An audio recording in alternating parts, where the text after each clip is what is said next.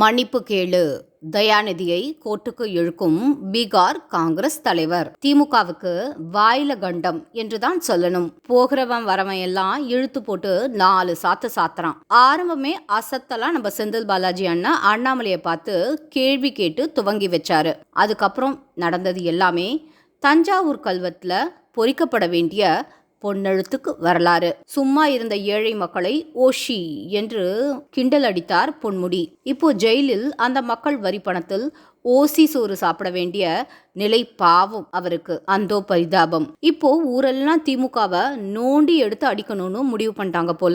உள்ளூரில் அடி வாங்கி போர் அடிச்சு போச்சுன்னு இப்போ இந்திய லெவல்ல அடி வாங்கிட்டு இருக்காங்க.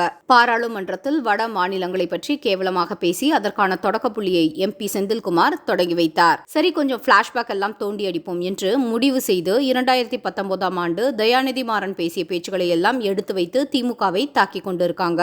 ஏற்கனவே 3 மணி நேரம் கதை கேட்டுவிட்டு டிரான்ஸ்லேட் பண்ணி சொல்லுங்க என்று ஸ்டாலின் கேட்டதற்கு கடுப்பில் இருக்கும் பீகார் கட்சிகள் அந்த பீகார் மக்களையே இழிவுபடுத்தி இருக்கும் தயாநிதி மாறன் பேச்சை கேட்டு கொதித்து போயிருக்காங்க.